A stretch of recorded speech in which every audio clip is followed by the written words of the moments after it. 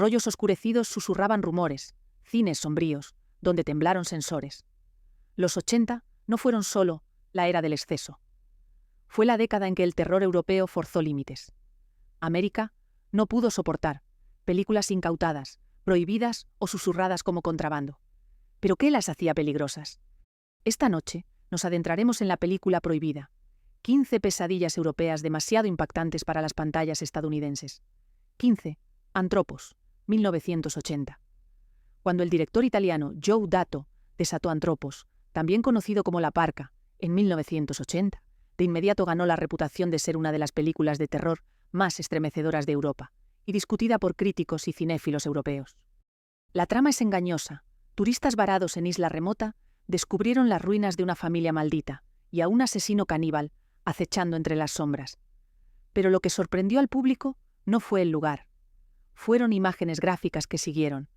El centro de la película muestra el feto de una mujer preñada siendo devorado por el asesino. Los críticos asombrados. El público huyó. Autoridades británicas incautaron la película ante la notoriedad del video. En Estados Unidos, el pánico por los llamados videos fue muy severo. La distribución se detuvo.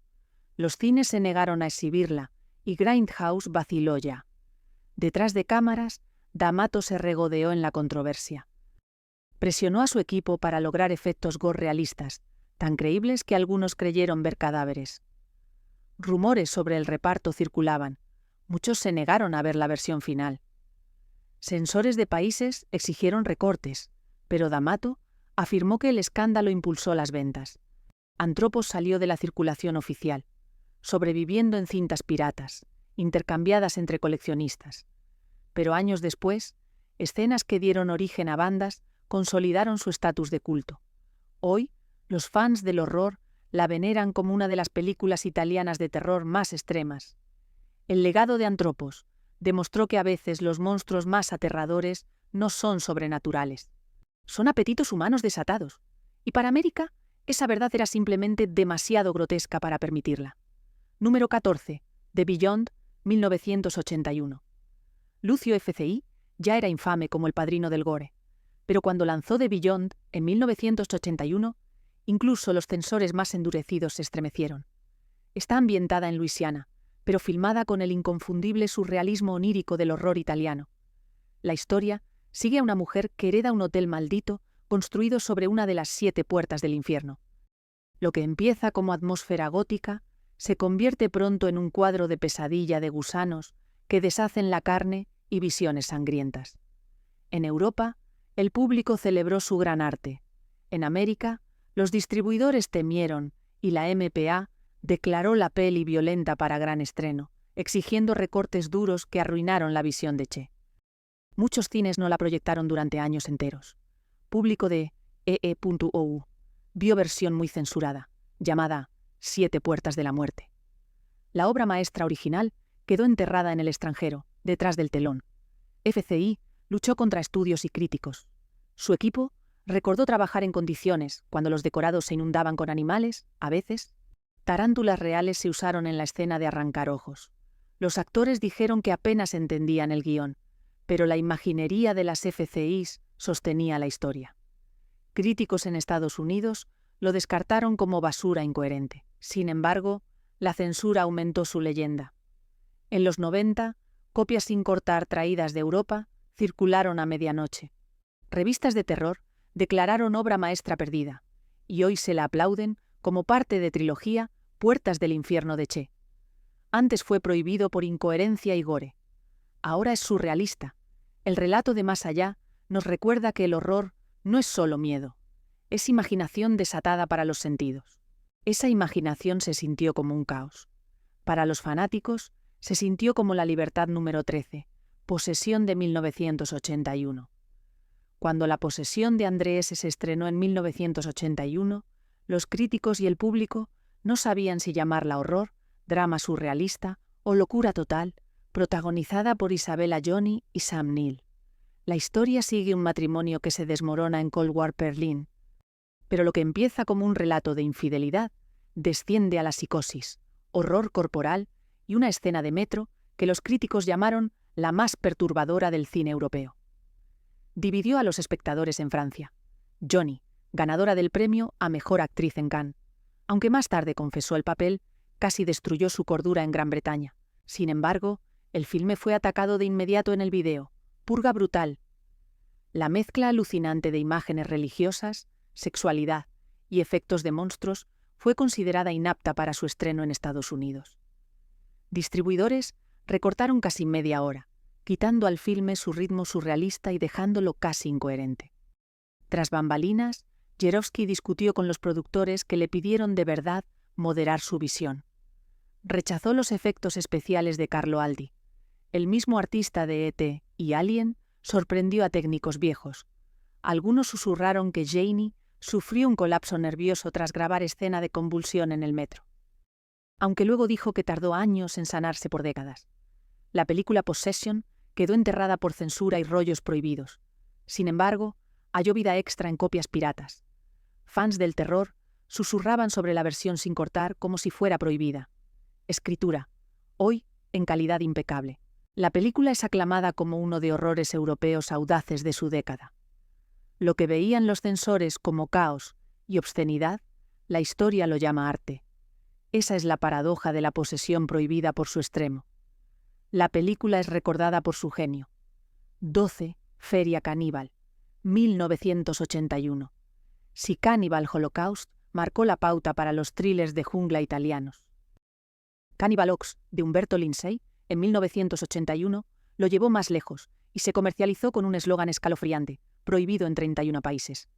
La película sigue a 3 estudiantes que viajan a Sudamérica para encontrarse con traficantes de drogas, guerras tribales y escenas de tortura. Eso combinó efectos escenográficos con un realismo excesivo para la comodidad. Al salir, fue etiquetado como video nocivo en Gran Bretaña, donde incautan copias hoy mismo.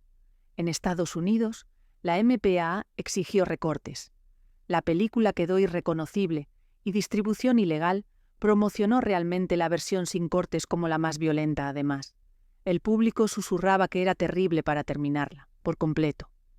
Detrás de la cámara, Lindsay afirmó que su película era más salvaje que el Holocausto caníbal. Este desplante tuvo un costo. Los críticos lo tildaron de insípido y de explotación, y condenaron también los derechos de los animales. El reparto admitió después que fueron presionados para hacer escenas que no entendían hasta ver el corte final. La censura solo lo fortaleció, mientras los teatros comerciales lo rechazaban. Cines Grindhouse en Nueva York y Los Ángeles estaban llenos de curiosos que querían ver lo que otros consideraban impactante. En VHS se convirtió en el santo grial del coleccionismo, pasado de mano en mano como contrabando prohibido. Hoy, Cannibalox sigue siendo divisivo, descrito como morbo por unos y celebrado por otros como una pieza crucial de la historia del horror. Pero su prohibición demostró una cosa en la década de los 80. El miedo no estaba solo en la pantalla, sino también en el pánico de lo que podría hacer al ver el 11, la casa junto al cementerio. Lucio FCI ataca de nuevo. Para cuando llegó la casa junto al cementerio, FCI ya había encendido sensores con zombie y el más allá. Esta pesadilla gótica se centra en una familia que se muda a una casa en Nueva Inglaterra, con un secreto oculto en su sótano. La premisa evocó cuentos de casas encantadas, pero FCI la llenó de mutilaciones y desmembramientos y edición onírica que desconcertó al público británico. Fue prohibido de inmediato, pésimo. Autoridades señalaron gore implacable y sadismo persistente, las escenas con niños en peligro. En Estados Unidos, solo se estrenó en versiones muy recortadas, sin adornos grotescos. Los distribuidores estaban tan nerviosos que lo rebautizaban con títulos alternativos, esperando burlar la censura. La producción fue caótica. La reputación de Che como perfeccionista tiránico creció. Actores denunciaron rodajes duros y direcciones confusas. Incluso el equipo de efectos admitió que FCI exigía más sangre, más rastros, más caos. Críticos descartaron la película como basura incoherente, pero el público que encontró proyecciones sin cortes celebró su atmósfera, su miedo y su negativa a seguir las reglas del terror. Con el tiempo, La casa junto al cementerio se convirtió en una de las obras de Che más estudiadas, redescubiertas en festivales y Blu-ray restauradas. Las mismas imágenes de pesadilla que una vez desencadenaron las bandas, ahora son elogiadas por su arte y su realismo. y así la película permanece como un recordatorio. Lo que los censores llaman peligro, a menudo oculta una visión para la que el mundo no está preparado. En el sótano de horrores de Che, América vio corrupción. Los fans vieron poesía. Número 10. Ténere, 1982. Ténere llegó en 1982 con grandes expectativas. El maestro italiano de los thrillers Chiaio, en la cima de su fama, prometía ser su misterio de asesinato más elegante. Sin embargo, la historia sigue a un autor estadounidense en Roma, cuya última novela inspira una brutal cadena de asesinatos, elegante, moderno y empapado. En carmesí, fue aclamada en Europa como una de las obras más audaces de Geno. Pero en América fue otra historia. Los censores se estremecieron ante las elaboradas secuencias de muerte. Especialmente, una doble ejecución filmada con un movimiento continuo de cámara de tono operístico. Los críticos acusaron a Argento de glorificar la violencia contra las mujeres. Autoridades británicas en el video provocan pánico. Los tabloides lo tildan de arte depravado, disfrazado de cine. Detrás de cámaras, Argento lucha contra la obsesión. Admitió que Ténèbres era en parte autobiográfica. Nacido de su frustración ante críticos que veían su obra como peligrosa durante el rodaje. Su perfeccionismo llevó al agotamiento a los equipos. Sin embargo, los resultados eran innegables. Arquitectura, tomas con Steadicam y un estilo visual que influyó a directores. Durante años, la audiencia estadounidense solo pudo ver versiones recortadas y censuradas, rebautizada como Unsane. Fans del horror murmuraban sobre la versión europea sin cortes. Una película distinta late al ritmo hipnótico de nuestro GTO. En los 90, festivales y distribuidores de VHS de culto revivieron la versión real. Hoy, Ténere es considerado una de las obras maestras de nuestro GTO, un horror meta sobre la relación entre violencia, arte y censura. Irónicamente, el mero acto de prohibirlo solo amplificó sus temas. La película no trataba solo de asesinato, sino de quién controla la historia. Número 9. Miedo escénico, 1987. A finales de los años 80, el terror italiano evolucionaba hacia territorios más pulidos y experimentales. El miedo escénico de Michel Avis, también conocido como Delirium, irrumpió en la escena en 1987 como una película slasher con un giro operístico. La premisa: una compañía de teatro que ensaya una obra queda atrapada dentro junto a un asesino enmascarado que los persigue uno a uno. Su arma elegida es una máscara de búho gigante que transforma imágenes surrealistas en puro terror. En Europa, se convirtió en una sensación de culto. Pero en Estados Unidos, los distribuidores estaban inquietos. La película fue condenada por su violencia implacable. Actores mutilados con motosierras, hachas y taladros, presentados en un teatro estrecho. Los críticos lo calificaron de explotatorio, y la censura se opuso a la brutalidad creciente. Algunos estados de DEUU se negaron a exhibirlo, mientras otros exigían que se cortaran detrás del telón secuencias enteras. Una vez, un protegido de Dario Argento empujó a su equipo a abrazar el horror y el arte. El resultado fue una película que equilibraba el espectáculo sangriento con una puesta en escena surrealista. A menudo se la compara con Un sueño febril de Argento, mezclado con Hitchcock. El público europeo elogió su inventiva, pero los críticos estadounidenses la descartaron como demasiado excesiva para su estreno en el circuito comercial. Con el tiempo, el miedo escénico desapareció de la circulación oficial en Estados Unidos, sobreviviendo únicamente a través de copias en VHS pirateadas, apreciadas por los coleccionistas. Sin embargo, su fama creció entre jóvenes cineastas por su audaz trabajo con la cámara y sus imágenes surrealistas. Hoy se celebra como uno de los slashers más infravalorados.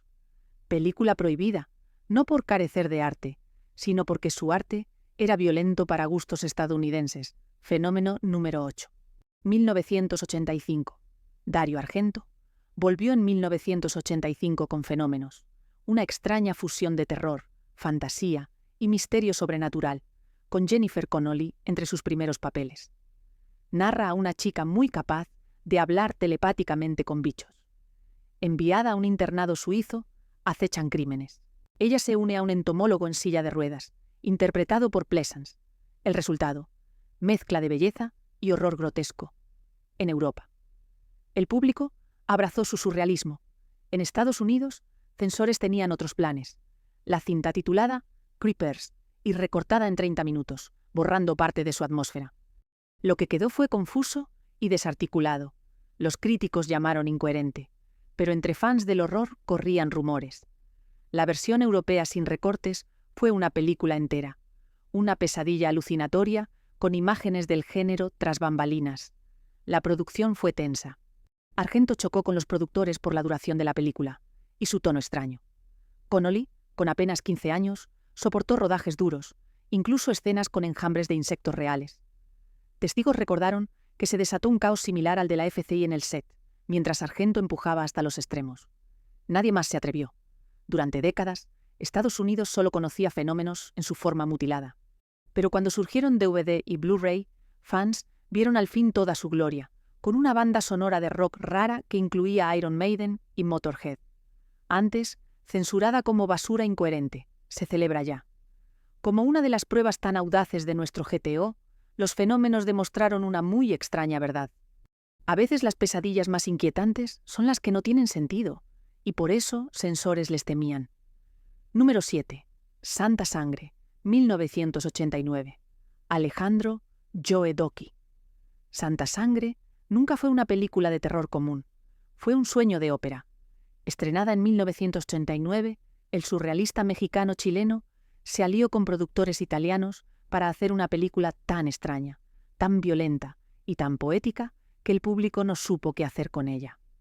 La historia sigue a un joven artista circense, traumado por su madre dominante, por sectas y por crímenes cometidos con sus brazos desmembrados. En Europa, críticos alabaron su arte. En América, distribuidores vacilaron. La mezcla de imágenes religiosas, violencia y surrealismo de la película provocó temores de blasfemia. Algunas salas de cine se negaron a proyectarlo y los censores exigieron cortes. Susurros propagaron que la visión de Jodorowsky era infilmable. Para el público estadounidense, tras bastidores, la producción fue tan caótica como la propia película. Jodorowsky utilizó a sus propios hijos en papeles protagonistas, creando una atmósfera de tensión familiar real en el set. El equipo admitió luego que apenas entendían lo que filmaban. Los críticos se dividieron. Algunos lo aplaudieron como genio, otros lo condenaron. En Estados Unidos, la película tuvo un estreno limitado, con recortes y controversia. Durante años existió. Como leyenda susurrada, una película se atrevió a llamar una de las experiencias de horror en VHS. Se convirtió en tesoro de culto. Hoy, Sangre se celebra como una obra surrealista, estudiada en escuelas de cine y abrazada por el horror por su visión muy audaz. Lo que fue demasiado extraño, ofensivo, grotesco para Estados Unidos, es ahora un ejemplo claro del horror como arte. Jodorowsky demostró que a veces las pesadillas son otro idioma para la sexta verdad. Enigma 1987. Cuando Lucio FCI dirigió Enigma en 1987, al principio pareció una historia de venganza. La trama presenta a una chica tímida y acosada en una escuela católica que entra en coma tras una cruel broma, y su espíritu no abandona a quienes la agreden. Los atormenta con castigos sobrenaturales que se vuelven cada vez más terribles con cada muerte. Las audiencias europeas lo vieron como una fusión de Carrie y Fenómena. En América, la reacción fue distinta. Los distribuidores lo descartaron como basura. Los censores se fijaron en imágenes grotescas, especialmente una muerte en la que un personaje es sofocado por caracoles. Corrían rumores de que los cines no proyectaban la película, alegando que las imágenes eran indecentes. Tras bambalinas, la salud de FCI caía, pero su obsesión por empujar el horror seguía. La producción sufría por presupuesto, con efectos y actores agotados. Incluso su equipo decía ya que la película parecía maldita. Los críticos la tildaron de incoherente. En Europa circulaban versiones sin cortar. En Estados Unidos solo VHS mutilados. Con el tiempo, el Enigma cayó en el olvido total. Rechazado como uno de los peores esfuerzos de Che, pero coleccionistas del horror lo resucitaron después, elogiando su atmósfera onírica y imágenes surrealistas. Hoy se evalúa como artefacto de Che. Sus años finales no eran por su calidad, sino porque Estados Unidos no pudo soportar su grotesca visión de la venganza. A veces, el horror no necesita coherencia, solo necesita perturbar, un enigma inquietante que los censores prefirieron enterrarlo. Número 5. Ópera, de 1987. La película narra la historia de una joven cantante de ópera perseguida por un asesino en masa y la obliga a ver asesinatos brutales, Una historia que demuestra su capacidad para deslumbrar visualmente. El método del asesino fue inolvidable. Sujetó agujas bajo sus párpados para que no pudiera apartar la mirada. Las audiencias europeas quedaron fascinadas, pero los distribuidores estadounidenses quedaron horrorizados.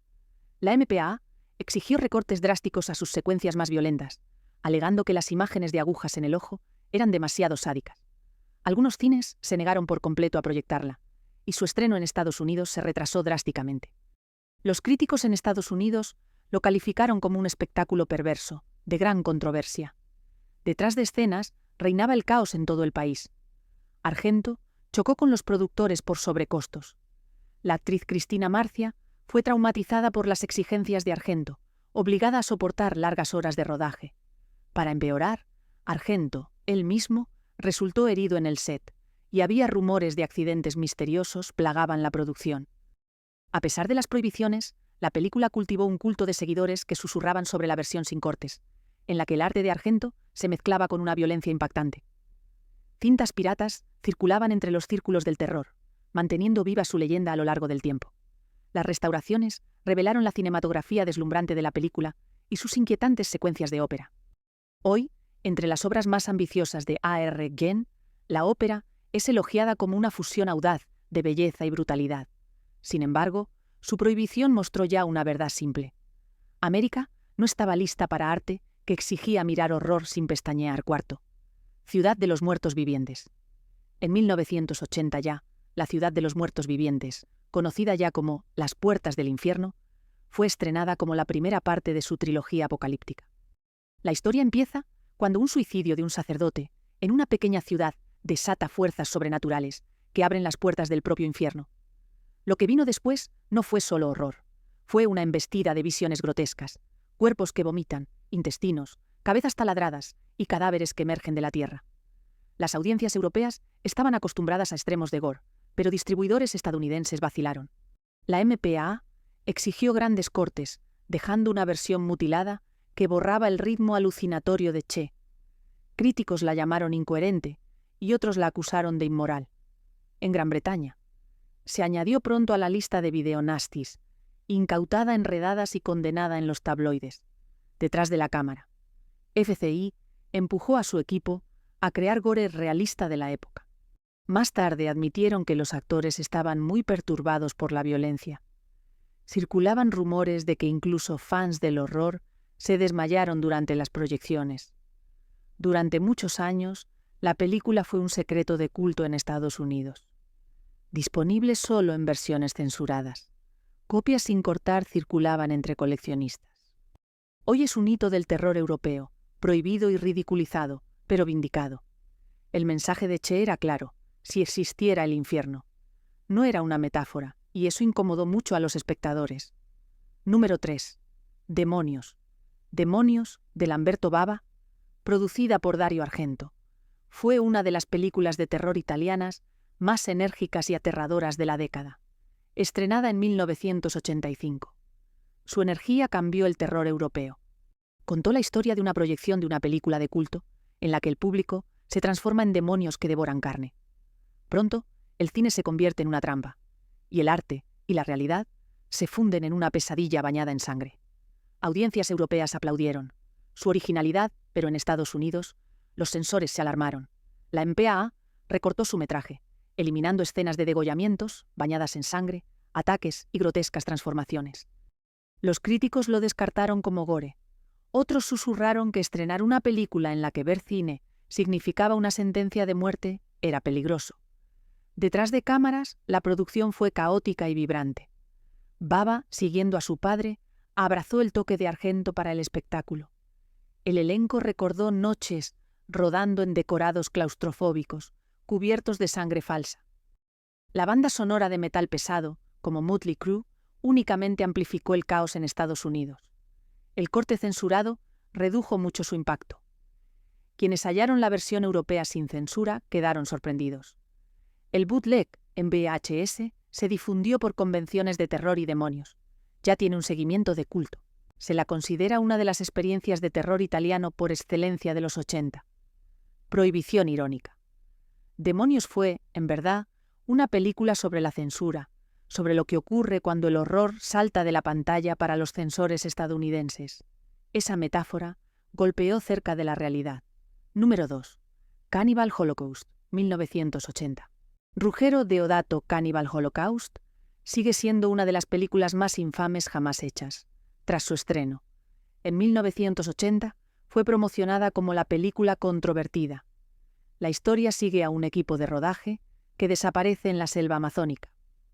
Lo que encuentran los rescatistas son imágenes del equipo explotando y cayendo víctimas de una tribu.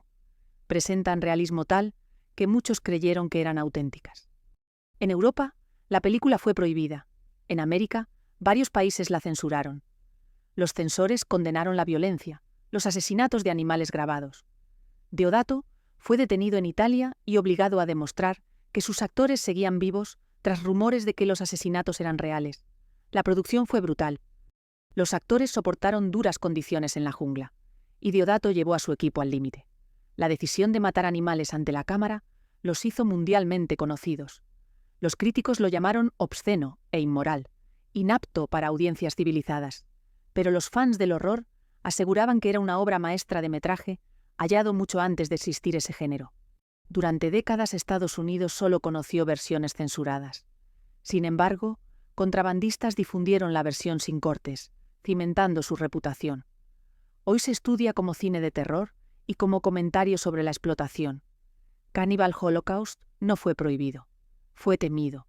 Ese miedo lo volvió inmoral.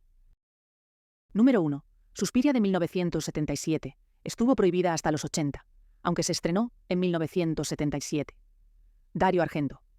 Suspiria enfrentó sus batallas de censura más intensas durante la década de 1980, cuando las restauraciones sin cortes intentaron circular en Estados Unidos. Este relato alucinatorio, sobre una academia de ballet dirigida por brujas, estuvo bañado en colores neón, con un diseño de sonido surrealista y una violencia impactante. En los 80, las restauraciones europeas conservaron la visión de Argento. En Estados Unidos, la MPA impuso restricciones como nunca. Distribuidores estadounidenses recortaron escenas enteras. El resultado fue una versión censurada, que los críticos consideraron sumamente incoherente. La versión original fue prohibida en cines, por susurros de que era demasiado artística para explotación y demasiado violenta para el arte. Detrás de cámaras, Suspiria fue pesadilla. Argento exigía iluminación surreal, mientras Goblin retumbaba en el set para inquietar a los actores. Jessica Harper, estrella, dijo que nunca entendió la historia, pero sintió su hipnosis. Los miembros del Terror Crew recordaron Nights of Endless Takes bajo luces ardientes.